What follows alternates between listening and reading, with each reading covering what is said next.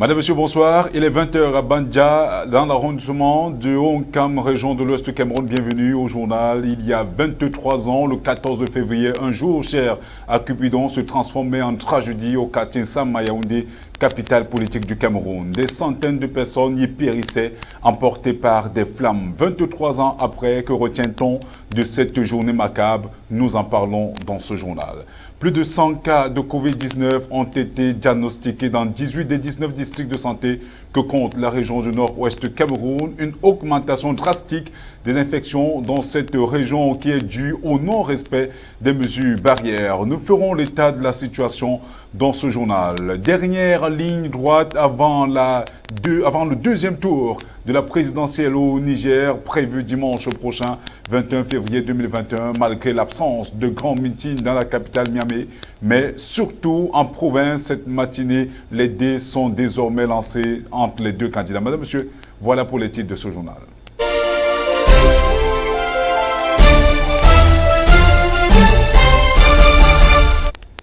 Bonsoir une fois de plus. Comme nous le disions en titre, le 14 février, un jour cher à Cupidon se transformait il y a 23 ans en tragédie au Cameroun. Ce jour-là, des centaines de Camerounais périssaient dans les flammes au quartier Sam du côté de Yaoundé. Que retient-on de ce triste événement? Carole Nokwa, évocation.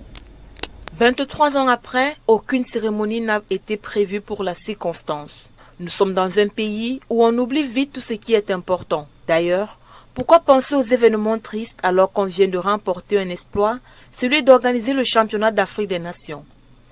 Pourquoi penser à des choses tristes au lieu de fêter tranquillement notre Saint-Valentin avec faste et trompette? Pourquoi toujours rappeler aux Camerounais des histoires de catastrophes alors qu'il y a la bière, le sexe et le buzz? Les Camerounais veulent des choses qui les tirent de leur quotidien morose, lassiste et non des souvenirs qui leur rappellent la réalité de leur pays. Pourtant, c'est un devoir de mémoire et il est important de revenir sur les faits de cette tragique journée du samedi 14 février 1998 au quartier Sam de Yaoundé. Des camions citernes de carburant renversés et qui déversent sans aucun contrôle leur contenu sur la chaussée a toujours été une véritable aubaine pour les populations environnantes. La faute sans doute au gain facile ou à la pauvreté. Les populations du quartier Sam à Yaoundé ont payé le 14 février 1998 le lourd tribut de cette pratique. Un accident de train va renverser des wagons-citernes sur le site de la Société camerounaise des dépôts pétroliers. Et pendant 4 heures, hommes, femmes et enfants environnants et des passants ont cru saisir là une magnifique occasion pour se faire plein d'argent. Du moins, l'ont-ils cru, car au final, l'un des profiteurs a malencontreusement laissé tomber un mégot de cigarette qui s'est avéré fatal. En un instant, la vie s'est arrêtée de ce côté. Toutes les personnes présentes en ce lieu se sont transformées en véritables torches humaines. Plus de 200 personnes ont été consumées par les flammes et de nombreux autres, brûlés, avaient été dispersés à travers différents centres de santé de la place. Le Cameroun avait connu ce 14 février, jour pourtant dédié à l'amour, l'un des jours les plus sombres de son histoire. 23 ans après, quelles sont les leçons qui peuvent être tirées de cet accident? Malheureusement aucune, est-on tenté de croire. La catastrophe de Sam, qui avait pourtant charrié l'indignation collective au point de susciter la descente du couple présidentiel Paul et Chantal Biya, a hélas été envoyée aux oubliettes. Pourquoi cette indifférence face à l'histoire? La part du gain et la vulgarisation des réseaux sociaux semblent avoir vidé les hommes de toute sensibilité, émotion, compassion et respect de la vie vis-à-vis des personnes en danger. Depuis le 14 février 1998, des mentalités n'ont point changé. On en veut pour preuve les différents accidents qui se sont produits au fil du temps. Au nom du buzz, de l'inédit, de quelques vues sur les réseaux sociaux, certaines personnes sont plus intéressées à faire des vidéos sur des lieux d'accident et qu'à venir en aide à des gens en détresse. Il faut souligner que cette catastrophe, d'une gravité inouïe qui avait pris les allures d'un drame national, avait suscité l'intérêt du président de la République du Cameroun, qui avait alors instruit une commission d'enquête afin que toutes les responsabilités dans ce crime soient établies. Mais 23 ans après la tragédie, les responsabilités tardent toujours à être élucidées. Et au même moment, les mesures avaient été prises afin de sécuriser le site de l'accident et un décret signé du Premier ministre datant du 24 juin 2004 avait recasé les populations environnantes au quartier Mendong à Yaoundé. Et le 14 février 2015, on avait procédé à l'inauguration du dépôt pétrolier rénové de Sam. Monseigneur Jacques Zoua, lors de l'homélie de la messe œcuménique organisée en mémoire des disparus, avait appelé les disparus de la catastrophe de Sam des morts de la honte.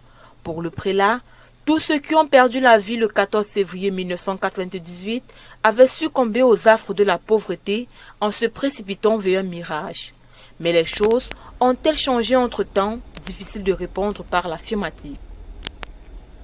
Au Cameroun, des faux recrutements abondent dans la toile, allant des entreprises privées aux institutions publiques et parapubliques. Les structures procèdent quand l'occasion se présente à des démentis. Pendant ce temps, ces illusionnistes multiplient des stratégies pour atteindre leurs objectifs, s'autoyer de l'argent en utilisant pourquoi pas la détresse des chercheurs d'emploi. Daniel Emebel revient sur ce phénomène qui se porte de plus en plus bien sur la toile. La circulation des fausses annonces pour des recrutements n'est pas nouvelle au Cameroun, mais prend de l'ampleur, avec un pourcentage qui va entre 3,8% et 4% des jeunes âgés de 15 à 35 ans sont sans emploi. Et près de 70% de la population se retrouverait dans le sous-emploi avec des salaires en dessous du salaire minimum interprofessionnel garanti, soit 36 500 francs CFA selon les chiffres fournis en 2016 par l'Institut national de la statistique. Une situation qui pousse ces fausses structures à créer des faux recrutements avec des salaires énormes. Avec l'avènement des réseaux sociaux, de plus en plus utilisés dans le pays, sans une grande attention des utilisateurs, les arnaqueurs trouvent un terreau florissant. La différence étant que les contacts se font de manière virtuelle et ensuite, ils vous demandent de l'argent au bout de quelques échanges. Alors que les recruteurs sérieux invitent généralement quelque part, notamment dans les bureaux où les chercheurs d'emploi rencontrent d'autres personnes. Le développement des modes de paiement électronique leur a facilité également la tâche et d'autres aussi ne se gênent pas à demander le règlement des prestations par un mandat toujours d'un opérateur de paiement électronique ou un autre bureau de transfert d'argent. Le client n'hésite pas car il est en confiance. Par ailleurs, les groupes WhatsApp sont en effet créés où sont intégrés ces présumées victimes. Ces groupes permettent de distribuer aux postulants des contrats qui sont bidons. L'un des meilleurs points est le très grand nombre de postes proposés dans une annonce de recrutement, atteignant parfois 300 à 400 offres. Le plus incitatif est le salaire mirobolant. Pour un poste de secrétaire dans une PME, par exemple, les faux recruteurs proposent 200 000 francs CFA, chose rarissime dans le contexte camerounais. Tellement confiants et pleins d'espoir, les chercheurs d'emploi se laissent prendre et par la suite ne seront jamais embauchés. Au sein du corps social, des questions fusent de toutes parts au point où le rôle des pouvoirs publics est quelque peu questionné. Que font-ils pour mettre fin à ces anarques? S'interroge-t-on. On se rappelle que le 7 février 2018, un vaste recrutement avait été annoncé au sein de la Société nationale de raffinage. Face à ce fake news, la société avait opéré une sortie pour apporter un démenti formel. D'autres entreprises privées, publiques et parapubliques ont été également prises par cible pour des illusionnistes. Au rang des plus connus, on peut citer Camrail et les boulangeries de Santa Lucia. Et une fois de plus, elles ont toutes publié des démentis. Ajoutez à ces démentis, plusieurs réunions de sensibilisation face à ces mots de d'escroquerie et de cybercriminalité sont organisées au Cameroun. Ceci dans le but d'éveiller la population. Et le ministre de la fonction publique et de la réforme administrative invite toujours l'opinion publique à faire preuve de plus de vigilance face aux annonces de la toile. Il faut rappeler que ce phénomène ne se limite pas que dans les annonces de recrutement, mais va plus loin dans les communiqués, décrets et autres. Un seul mot, prudence et prudence sur les réseaux sociaux. Véritablement, vous ne savez pas le dire. Week-end sanglant dans la ville de Douala, une camionnette chargée de lattes présentant des défauts de visite technique et roulant au tombeau ouvert a perdu malheureusement ses freins. terminant ainsi sa course folle sur de nombreux commerçants installés sur le trottoir. Bilan de l'accident, 5 morts et 3 blessés. Les détails avec les Femba. Les commerçants du marché d'Orbassi, situé dans l'arrondissement de Douala 3e, ont été frappés de plein fouet par un accident de la circulation qui a endeuillé de nombreuses familles le samedi 13 février 2021. Selon les personnes présentes, la camionnette à l'origine de ce que l'on pourrait qualifier de catastrophe présentait un défaut de visite technique. L'on apprend que l'engin incriminé a foncé dans le tas avec son chargement de lattes. Dans sa course folle, plusieurs commerçants et usagers du marché de Ndorpassi ont été écrasés. Les dernières informations font état de 5 morts et 3 blessés graves et plusieurs dégâts matériels. Une enquête a été ouverte par les autorités compétentes pour déterminer les causes exactes du drame et établir les responsabilités. Cet accident de trop vient remettre sur la table la problématique des marchés installés sur les trottoirs dans les différentes artères de la capitale économique du Cameroun. Une situation qui rend extrêmement difficile la circulation des piétons. Du marché Bonamoussadi en passant par celui de Double-Balle, Makepe Misoke, Grand Hangar, Niala, au marché central, aucun quartier de la ville de Douala n'échappe à ce phénomène d'espace vide transformé de manière anarchique en lieu de débrouillardise au risque de la vie de ses occupants. Au-delà des marchés, plusieurs tenanciers de buvettes, de restaurants, d'ateliers de couture, de coiffure ou les mototaximènes ont choisi d'occuper à longueur de journée la chaussée, les trottoirs, les jardins publics ou les aires de loisirs en échange de l'occupation temporaire de la voie publique qui paye auprès des mairies. Les raisons de ces occupations anarchiques sont plurielles. Vivement que les pouvoirs publics se penchent définitivement sur ce phénomène qui continue de prendre de l'ampleur en laissant de nombreuses familles dans le désarroi. Week-end sanglant dans la localité de So, Ata, département du Lébialem, région du sud-ouest Cameroun. Le conflit armé dans les régions du nord-ouest et du sud-ouest a encore fait de nouvelles victimes. Selon des informations publiées par un collectif de chefs traditionnels du Lébialem, il s'agit des chefs Fua Minkeng, fiancé Ela, Fuan Yinjong et Foyonso. Ces derniers ont été capturés à leur domicile respectif puis exécutés sur la place du marché de la localité le samedi 13 février 2021 et dans le département de Boyo, dans la région du nord-ouest. Clément Di II, chef de Yumekong, a été kidnappé le 14 février dernier alors qu'il revenait de l'église. Ce dernier est pour l'heure introuvable et son raf n'a pas toujours été revendiqué. Il faut souligner que depuis quelque temps, les autorités traditionnelles sont la cible des sécessionnistes. Ce collectif des chefs traditionnels annonce d'ailleurs une manifestation de protestation à l'esplanade du musée national demain, 16 février 2021 à 15 h pour signifier leur ras-le-bol aux autorités gouvernementales camerounaises. Plus de 100 cas de Covid-19 ont été diagnostiqués dans 18 des 19 districts de santé que compte la région du nord-ouest Cameroun. Une augmentation drastique des infections dans cette région qui est due au non-respect des mesures barrières. Pourtant, depuis le déclenchement de la pandémie de la Covid-19 au Cameroun en mars 2020, la région du Nord-Ouest a été l'une des dernières régions touchées par le virus. Selon les statistiques données par le gouverneur de cette région, Adolphe Lélé-L'Afrique, la région compte 1289 cas positifs avec 935 cas guéris, 173 cas réactifs au traitement, 81 décès, donc 40 dans les centres de santé, 41 dans les communautés. Les localités de Mézan, Boyo, Dongamantoum et Ngoketundia sont les communautés les plus touchées de la région du Nord-Ouest, même si la ville de Bamenda reste l'épicentre de la pandémie. Avec cette résurgence, le gouverneur a annoncé le lancement d'une campagne de tests massifs dans tous les centres de santé, les écoles et les localités de la région pour les 3 prochains mois. Il a par ailleurs appelé la population à respecter les mesures barrières définies par le gouvernement afin d'éviter une nouvelle propagation.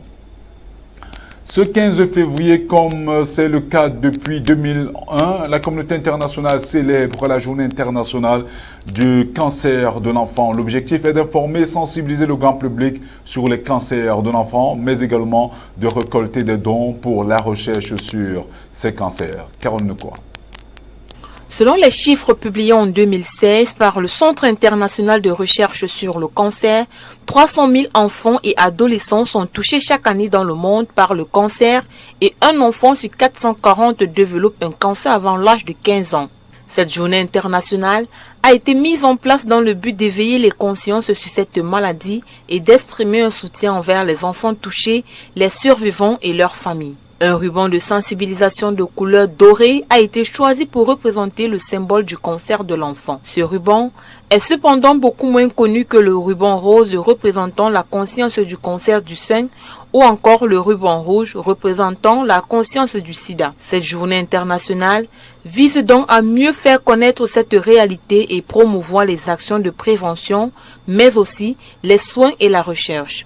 En France, le cancer est la première cause de mortalité par maladie chez les enfants. Chaque année en France, 1700 enfants de moins de 15 ans et environ 7800 adolescents de 15 à 18 ans sont touchés par cette maladie.